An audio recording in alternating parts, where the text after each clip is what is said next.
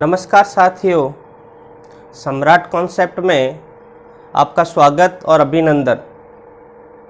हम बात कर रहे थे गुहिल वंश को लेकर के।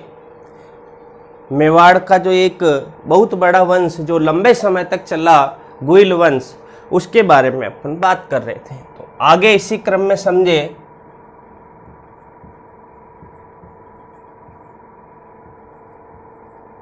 गुहिल वंश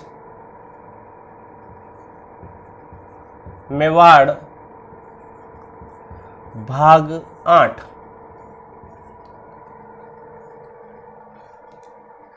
गुहिल वंश में हमने इससे पहले पढ़ा था कि जो महाराणा उदा हुआ, उसने अपने पिता कुंभा की हत्या कर दी और वो मेवाड़ की गद्दी पर बैठा। उसका शासन अल्प समय के लिए ही रहा था मेवाड़ पर, बहुत कम समय तक शासन किया। क्यों कि उसके ऊपर आकाशीय बिजली गिरने के कारण जो है उदा की मृत्यु हो गई और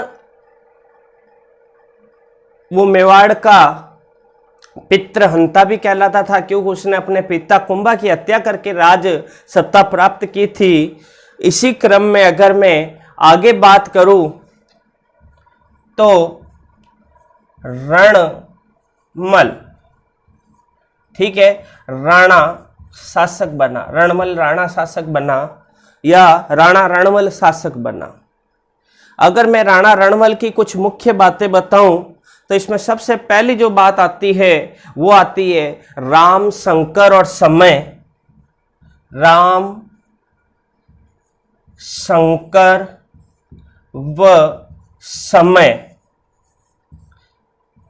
नाम से 3 सरोवर, तालाब का निर्माण करवाया। सबसे महत्वपूर्ण जो इसकी बात आती है रणमल की, वो आती है कि उसने राम, शंकर और समय नाम से 3 सरोवर या तालाब का निर्माण करवाया अपने समय में। इससे पता चलता है कि उसने खेतीबाड़ी को प्रोत्साहन दिया। अपने साम्राज्य में खेती बाड़ी या कह सकते हैं कृषि को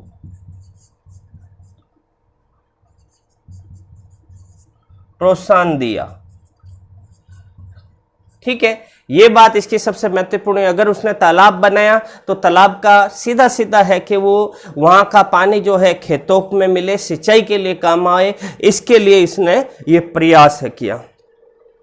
अगला अगर मैं बात करूं तो रणमल के 3 पुत्र थे।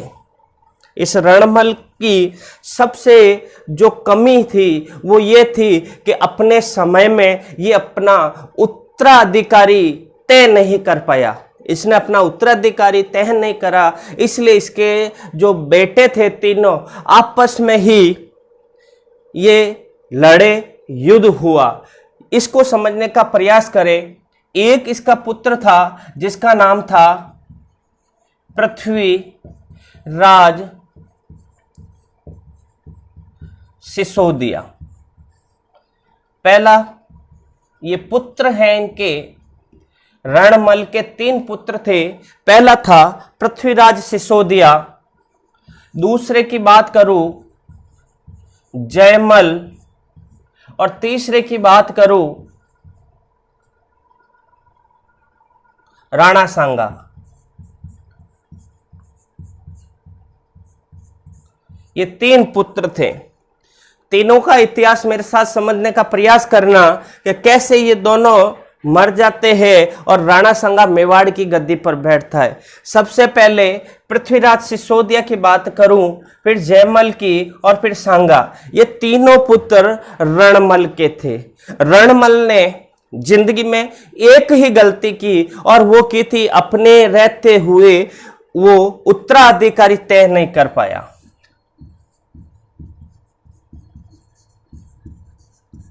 उत्तराधिकारी तय नहीं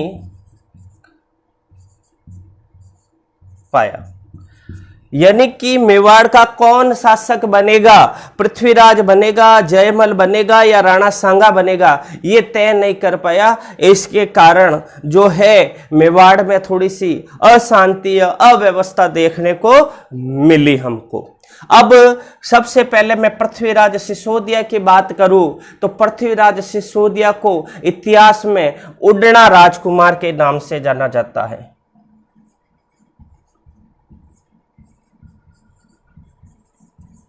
कई बार यह प्रश्न पूछा गया है परीक्षाओं में, कंपटीशन परीक्षाओं में यह प्रश्न आया हुआ भी है, उड़ना राजकुमार के नाम से कौन प्रसिद्ध है, तो पृथ्वीराज सिसोदिया।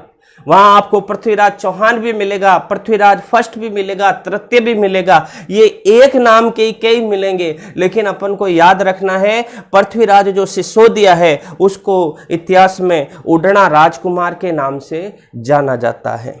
इस पृथ्वीराज सिसोदिया की जो हत्या है इसके बेनोई, ठीक है, इसके बेनोई ने ही इसकी हत्या कर दी थी, जिसका नाम था जगमाल। ये जगमाल इसके बहनोई थे, ठीक है, और इसने पृथ्वीराज सिसोदिया की हत्या कर दी। एक बात महत्वपूर्ण, आगे समझने का प्रयास करें पृथ्वीराज सिसोदिया के बारे में। उड़ना राजकुमार कहते हैं, ये बात याद रखें।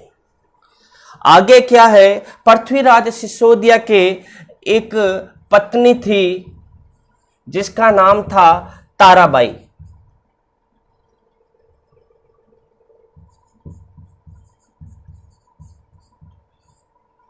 ठीक है, पृथ्वीराज सिसोदिया की पत्नी थी ताराबाई, और ताराबाई जो रही थी वो अजमेर में बीठड़ी दुर्ग, बीठड़ी दुर्ग, और इस बीठड़ी दुर्ग का पुनर्निर्माण करवाया। किसने करवाया बीठड़ी दुर्ग का पुनर्निर्माण?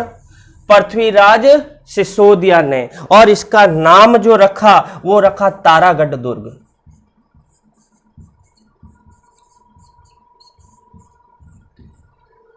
याद रखना,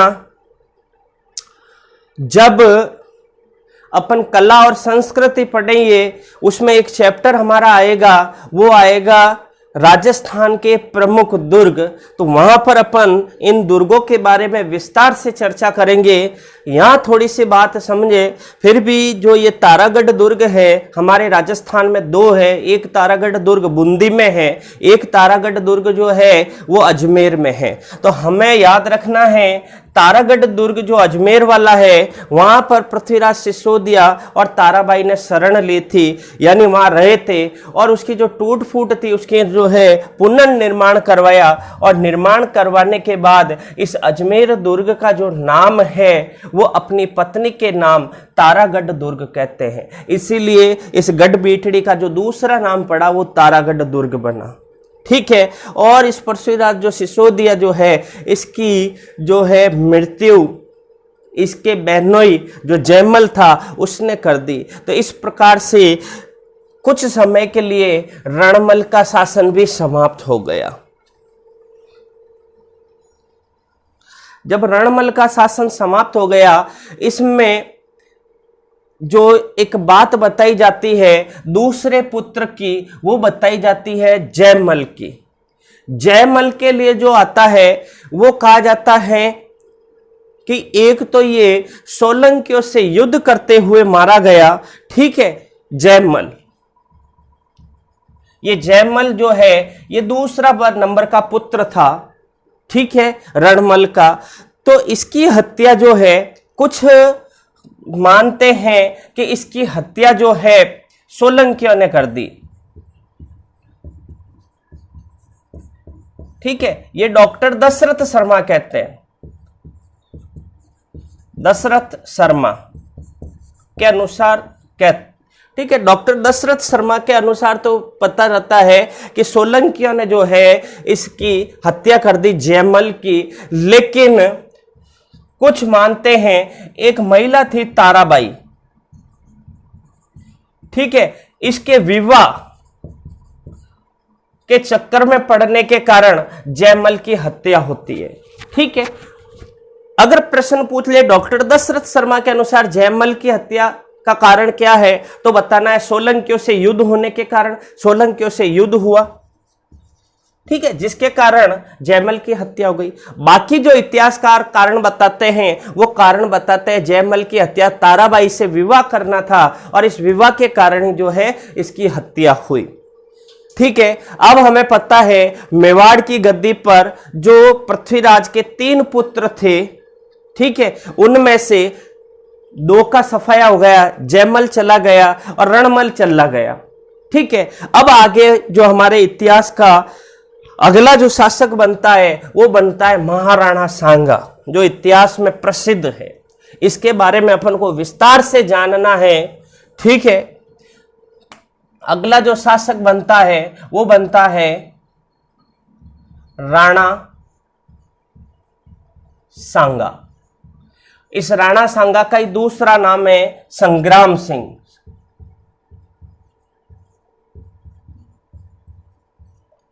ठीक है, राणा सांगा या संग्राम सिंह के बारे में अपनों अगला जानना है। सबसे पहले अगर मैं इसके जन्म की बात करूं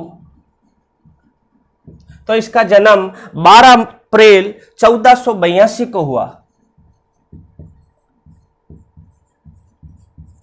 ये याद रखना, संग्राम सिंह का जन्म 12 अप्रैल 1482 को हुआ। ठीक है, इसके जो पिता थे उनका नाम जो था रायमल और रतन कंवर माता का नाम था।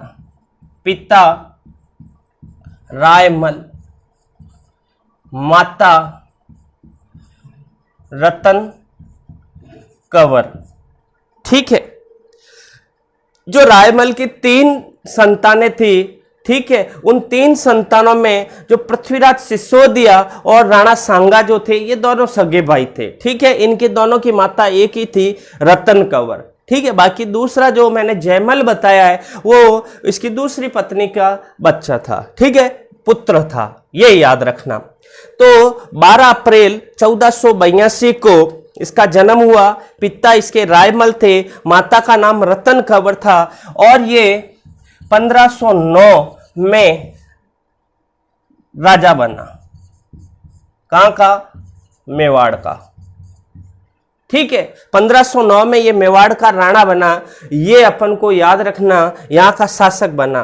कैसे बना? इससे पहले इसके जो 2 भाई थे उनकी हत्या होने के बाद, मरने के बाद जो मेवाड़ की गद्दी पर महत्वपूर्ण शासक बना वो राणा सांगा था।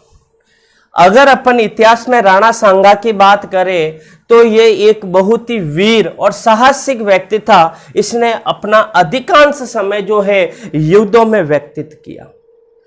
ठीक है, इसके जो प्रमुख युद्ध हैं उनको एक बार मेरे साथ देखने का प्रयास करें। राणा सांगा के प्रमुख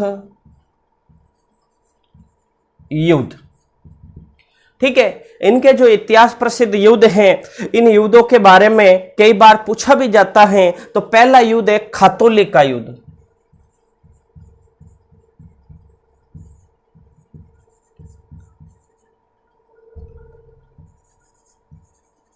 ठीक है, सबसे पहला प्रश्न बनता है खातौली कहां है? तो अपन को याद रखना ये भरतपुर में है।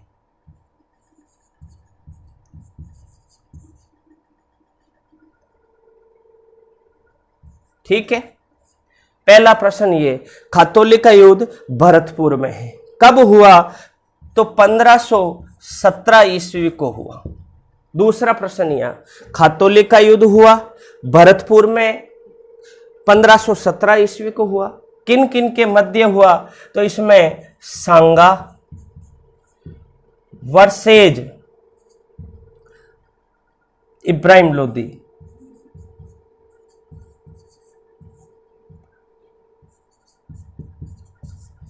थोड़ा सा इब्राहिम लोदी का इतिहास जान ले।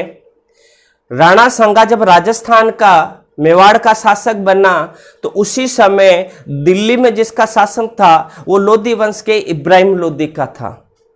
ठीक है, जिसने लोधी वंश की नींव रखी। ठीक है, बहलोल लोधी ने तो नींव रखी और उसी के वंशज में इब्राहिम लोधी एक शासक हुआ बाद में। ठीक है, अंतिम शासक हुआ था ये लोधी वंश का। जब अपन इंडियन हिस्ट्री, भारतीय इतिहास पढ़ेंगे उस समय इसका विस्तार से जिक्र आएगा। अभी अपन क्या है, राजस्थान का इतिहास पढ़ रहे हैं, तो राजस्थान से कहीं न कहीं इसका संबंध है, इसलिए इसको अपन जानने का प्रयास करते हैं।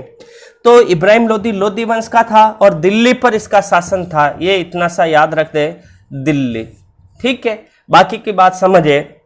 खातौली का युद्ध हुआ भरतपुर में, ये खातौली पड़ता है, वर्तमान समय में भरतपुर डिस्ट्रिक्ट या जिले में है। 1570 ईस्वी में ये युद्ध, 1517 ईस्वी में ये युद्ध हुआ।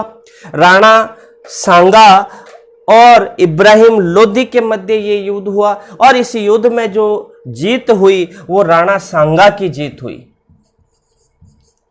ये इसका रीजन निकला, ये इसका परिणाम निकला। ठीक है, अगला मैं अगर इस युद्ध की बात करूं तो याद रखना, दूसरा जो युद्ध हुआ था वो युद्ध था बांडिक का युद्ध। बांडिक का युद्ध। अब ये जो बांडिक का युद्ध हुआ, सबसे पहले ये बांडोली पड़ता कहां है, तो याद रखना ये धौलपुर में पड़ता है।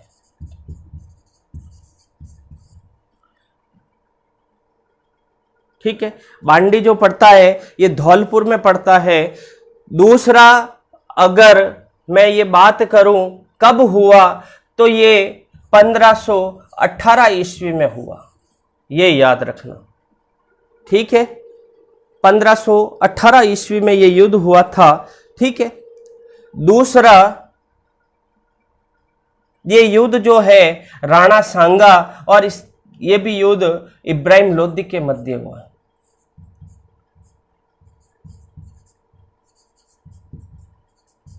ठीक है, इसमें जीत जो है सांगा की होती है। ठीक है, बांडी का युद्ध, धौलपुर, राणा सांगा, इब्राहिम लोधी और सांगा की जीत। ठीक है, ये बात याद रखना। अगला मैं अगर इसकी युद्ध की बात करूं तो उसमें आता है गागरोन का युद्ध। अगर तीसरा जो युद्ध हुआ राणा सांगा का वो हुआ था गागरोन का युद्ध। गागरोन का युद्ध। ठीक है, गागरोन का युद्ध याद रखना। और गागरोन का जो युद्ध है वो हुआ था 1527 ईस्वी में। कब हुआ? 1527। और गागरोन जो पड़ता है वो वर्तमान समय में झालावाड़ में पड़ता है। गागरोन 1527 और झालावाड़। अगर ये युद्ध की बात करूं तो ये जो युद्ध है ये सांगा वर्सेज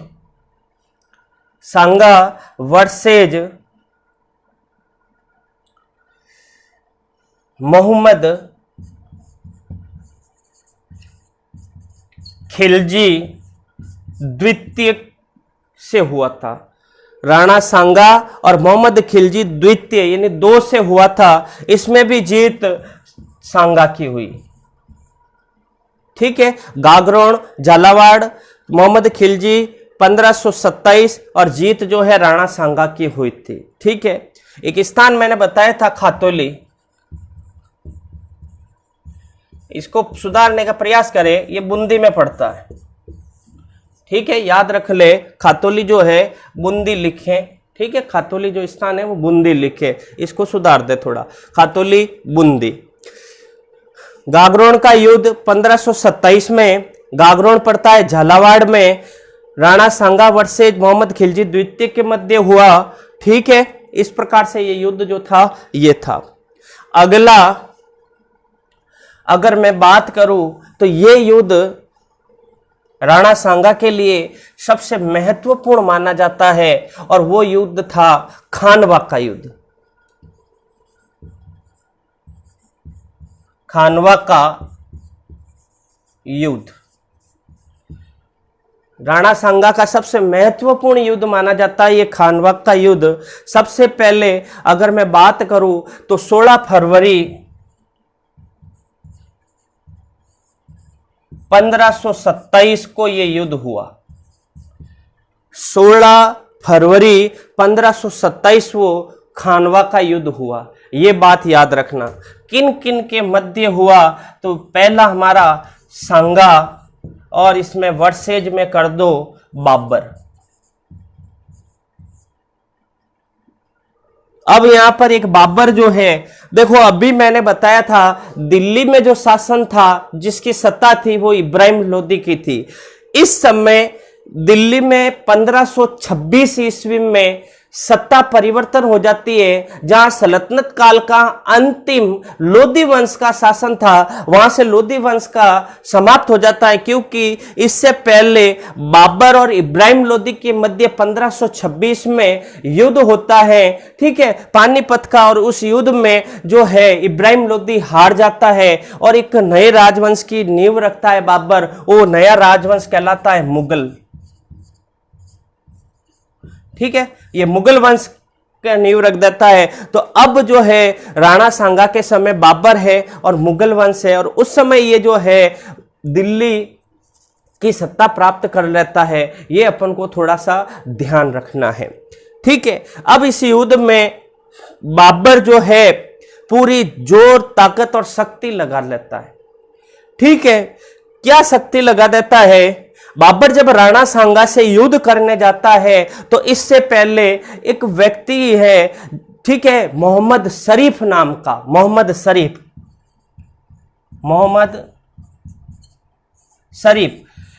ये भविष्यवाणी करता है, ये कुंडली देखता है, भविष्यवाणी करता है, और भविष्यवाणी करके ये देखता है कि इस युद्ध में जो है बाबर की हार होगी। इसलिए बाबर की सेना राणा सांगा से युद्ध करने के लिए मना कर देती है कि हम युद्ध नहीं करेंगे। किसकी सेना? बाबर की सेना। लेकिन इसमें बाबर जो है इस युद्ध को जिहाद का नारा देता है, धर्म युद्ध का नारा देता अपनी सेना को, जिहाद, या कह सकते हैं धर्म युद्ध। ये जिहाद या धर्म युद्ध का नारा देता है, और सारी जो है सेना के सामने अपने जो शराब के, चांदी और सोने के पात्र हैं वो पात्र तोड़ फोड़ देकर बांट देता है। मदिरा सेवन करता है ये बाबर, ये छोड़ देता है, ठीक है। एक रूप से, पूर्ण रूप से इस युद्ध को जीतने का प्रयास करता है, ठीक है। तो इस प्रकार से बाबर में भी यहां इस युद्ध को लेकर के थोड़ा सा परिवर्तन और चेंज दिखाई देता है। ये बात याद रखना। आगे अगर मैं इसकी बात करूं तो हमारे सामने जो इस युद्ध को लेकर तथ्य आएंगे, इसमें राणा सांगा की पराजय होती है।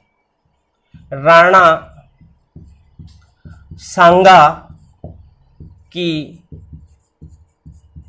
पराजय, ठीक है, ये हार जाता है राणा सांगा इस युद्ध में, और मेवाड़ पर मुगलों का शासन हो जाता है। ये थोड़ा सा समझे। लेकिन बाद में राणा जो मुगल है ज्यादा ध्यान नहीं देते, चले जाते हैं, इसी के वंशजों का ही शासन रहता है। लेकिन राणा सांगा की एक बार यहाँ पराजय हो जाती है, ये बात ध्यान रखना। अगला अगर मैं बात करूं, राणा सांगा को यहाँ क्यों हार गया था, या राणा सांगा के क्या युद्ध के कारण थे, वो याद रखना, ठीक है। सबसे पहले ये युद्ध क्यों हुआ बाबर की दृष्टि में? बाबर ने एक पुस्तक लिखी जिसका नाम था बाबरनामा, ठीक है, जिसको तुजुके बाबरी भी कहते हैं। बाबरनामा या तुजुके बाबरी में बाबर लिखता है कि राणा सांगा ने मेरे साथ धोखा किया। वो क्या धोखा किया कि जब उसने कहा मैं दिल्ली के ऊपर अटैक करूंगा इब्राहिम लोदी के खिलाफ, तो उस समय राणा सांगा मेरी सहायता करेगा, ठीक है। लेकिन मेरी सेना दिल्ली तक आक्रमण कर दिया, लेकिन राणा सांगा के पांव तक नहीं हिले, अर्थात राणा सांगा ने सहायता ही नहीं की थी, किसकी? बाबर की। इसलिए जो है ये युद्ध किया है राणा सांगा से, खांडवा का युद्ध। ये किसके अनुसार अपन कह रहे हैं? ये बाबर की आत्मकथा तुजुके बाबरी में बाबर स्वयं उसका कारण बताता है, ठीक है। आगे अगर मैं बात करूं, सहलिन तंवर नाम का एक व्यक्ति था, ठीक है।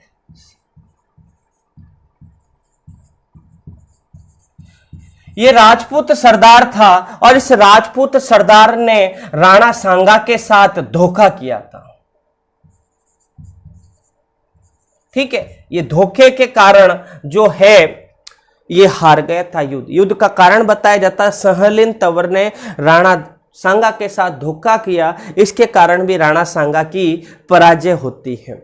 अगली अगर मैं इस युद्ध को बात लेता हूं तो एक प्रथा है जिसका नाम है पाती पर्वन, वेरी मोस्ट पाती पर्वन की प्रथा। ये पाती पर्वन की प्रथा कई बार प्रश्न पूछा भी गया है क्या है।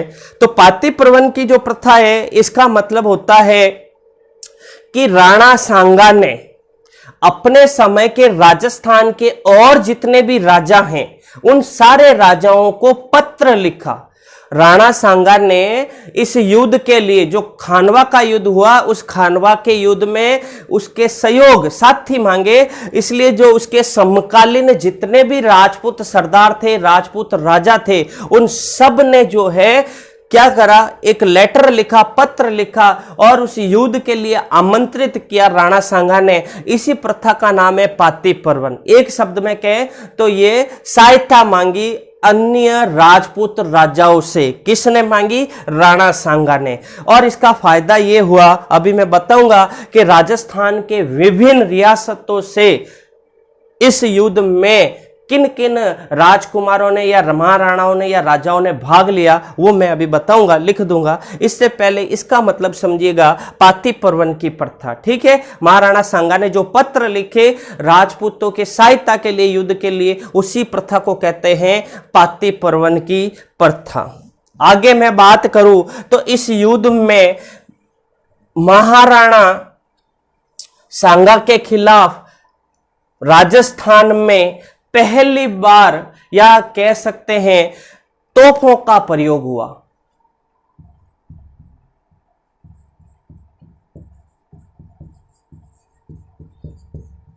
ठीक है, बाबर ने पहली बार जो है खानवा के युद्ध में तोपों का प्रयोग किया और इसके तोपों के जो व्यक्ति थे उस्ताद अली और मुस्तफा।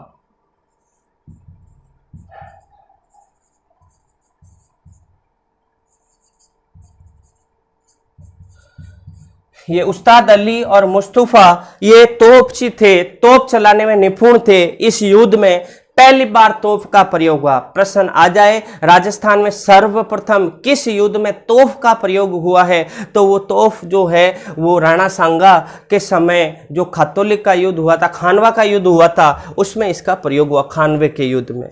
ठीक है सा। आगे अगर मैं बात करूं इसी युद्ध में तुगलुकनामा,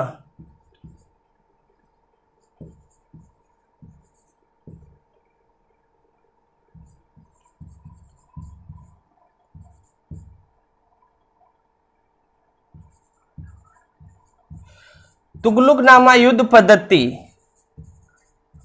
का प्रयोग हुआ। इस तुगलुकनामा युद्ध पद्धति में क्या हुआ कि एक तरह की ये चाल होती है और उसके माध्यम से राणा सांगा की सेना के ऊपर जो है वार करना होता है।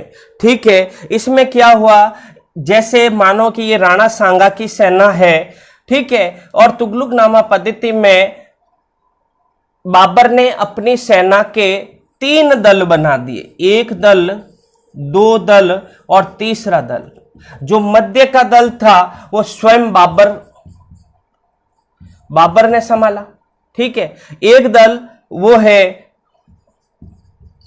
मेहंदी ख्वाजा ने संभाला, मेहंदी ख्वाजा ने एक दल संभाला, और एक दल की कमान हुमायूं को सौंपी जो बाबर का पुत्र था।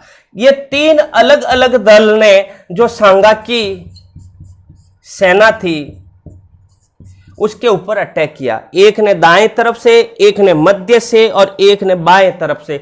इस प्रकार से जो ये जाल बिछाया होता है, इस जाल का नाम ही तुगलुकनामा पद्धति होती है। युद्ध करने की कला या तरीका जो है इस प्रकार का था।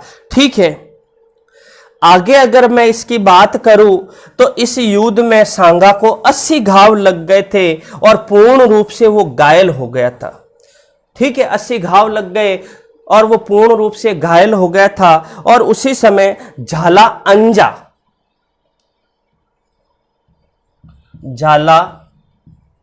अज्जा जो इसका सरदार था या सेनापति, सरदार या सेनापति था, उसने क्या करा, राणा सांगा के जो छत्र था, जो राणा सांगा की वेश था, वो स्वयं पहन करके इस युद्ध की कमान संभालने लग गया। तो याद रखना, झाला अंजा, ठीक है। इसने राणा सांगा को सुरक्षित युद्ध से बाहर निकाल दिया और स्वयं युद्ध की कमान संभालने लगा, ठीक है। और उस समय राणा सांगा जो है वो मांडलगढ़ चले जाते हैं, जो आगे बताएंगे कि किस प्रकार से वो होता है, ठीक है। आगे अगर मैं बात करूं तो वो बात थी बसवा दौसा में, ये घायल अवस्था में एक स्थान आता है दौसा।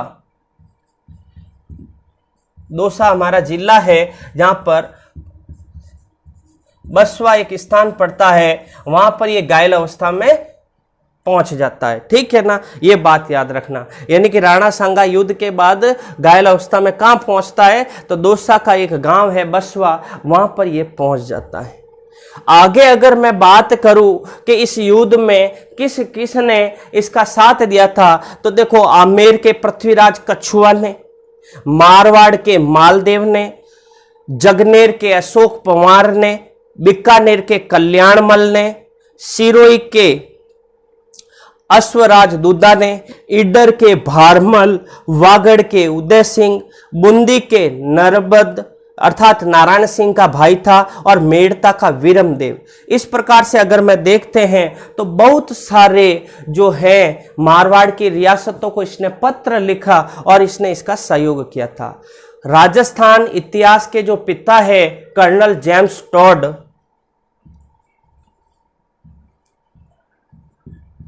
ये कर्नल टार्ड ने कहा था इसमें 7 बड़े राजा,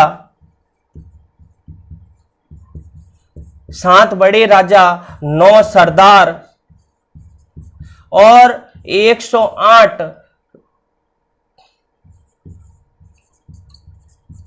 रियासतों के सरदार ने इस युद्ध में राणा सांगा की सहायता की। कर्नल जेम्स टॉड हुए राजस्थान के इतिहास के पिता हुए, जिन्होंने इस युद्ध के बारे में बताया है कि भाई इसने जो है 7 बड़े राजा, 9 सरदार और 108 जो है इसके सेना में अनेक भिन्न भिन्न राज्यों से, कह सकते हैं रियासतों से, इसके साथ में इसका सहयोग दिया, ठीक है। आगे क्या होता है, राणा सांगा फिर से एक बार संगठित होकर युद्ध करने का प्रयास करता है, लेकिन इसी बीच में विष के कारण, जहर के कारण राणा सांगा की मृत्यु हो जाती है, और वो मृत्यु होती है मांडलगढ़ में।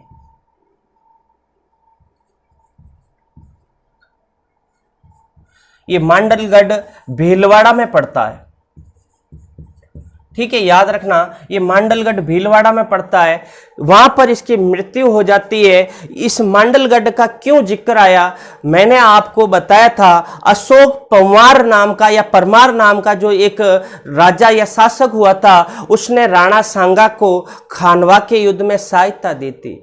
इसी कारण उस अशोक पंवार को जो है बिजोलिया की जागीरदारी, जब अपन ये पढ़ेंगे किसान आंदोलन, तो उस किसान आंदोलन में बिजोलिया का पहला राजस्थान का जो किसरक आंदोलन या किसान आंदोलन हुआ था, वहां उसकी जिक्र होगी विस्तार से। आप इतना समझना, ये बिजोलिया भीलवाड़ा में पड़ता है, जहां पर पहला किसान आंदोलन हुआ था। ये जो जागीरी थी, ये अशोक परमार को दे देता है। कौन? राणा सांगा। क्यों दे देता है? क्योंकि युद्ध में सहायता करने के लिए, ठीक है।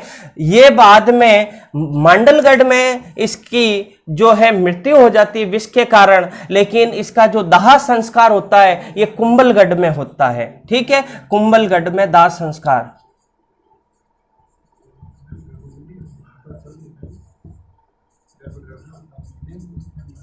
दाह संस्कार, ठीक है। और यहां पर ही कुंभलगढ़ में जो है दाह संस्कार होता है, और ये दाह संस्कार जो है कुंभलगढ़ का जो किला है उस किले के पास जो है इसका दाह संस्कार होता है, ठीक है, याद रखना, ठीक है। इसकी मृत्यु का जिक्र एनसीईआरटी के अनुसार अगर आप देखोगे तो कालपी में इसकी मृत्यु होती है, कालपी में, ठीक है, जो ये एमपी मध्य प्रदेश में पड़ता है, यहां पर इसकी मृत्यु होती है, ठीक है। तो एनसीईआरटी के अनुसार ये कालपी में मृत्यु होती है, लेकिन दाह संस्कार की बात जब भी आएगी कुंभलगढ़ दुर्ग में आएगी, और कुंभलगढ़ दुर्ग में ही इसका जो है बनी हुई है, छतरी बनी हुई है। आगे अगर मैं इसकी बात करूं तो इस युद्ध में बाबर की जब जीत होती है तो बाबर ने एक उपाधि धारण की, और वो उपाधि थी गाजी की,